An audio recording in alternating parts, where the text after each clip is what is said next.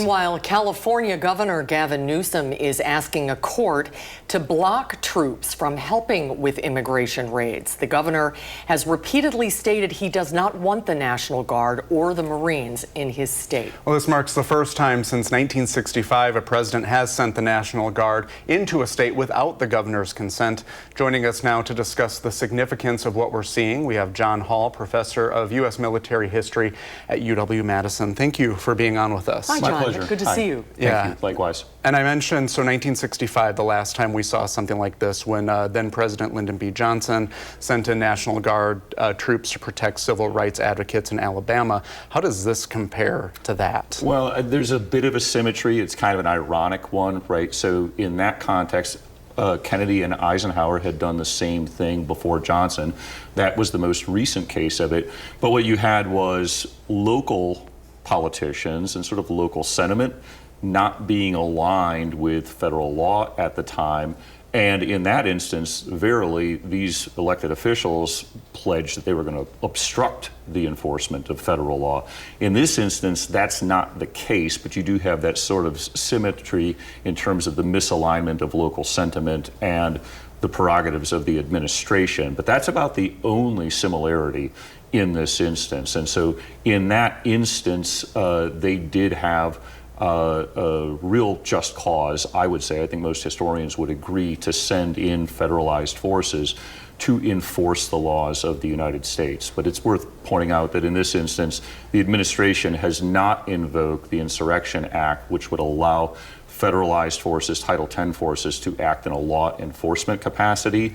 They're there by a different section of U.S. code, which allows them to work in a supporting capacity. But the president has teased the fact that he is seriously contemplating invoking the Insurrection Act, as he did during his first term.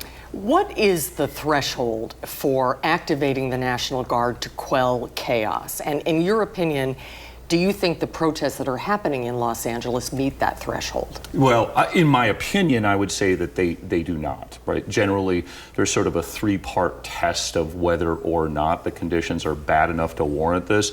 The first one is, generally, if a governor says they're that bad and asks the president, please send us federal assistance, that meets the standard right there. And that has been the case, such as in 1992, when the governor of California asked for the intercession of federalized forces to help deal with the fallout of the Rodney King protests. The second test, though, bespeaks a lack of capacity in regular civilian law enforcement, where they just don't have enough to do the job.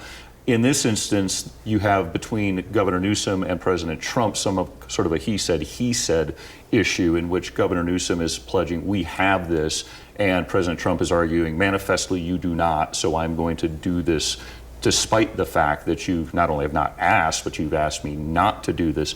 And the final standard, one in which it is really, really not that well spelled out, it leaves it open to interpretation, right? If there are conspiracies, unlawful combinations, threats of rebellion that need to be put down, the president can do this. This is where they agree to disagree, essentially. The president is asserting these are the conditions.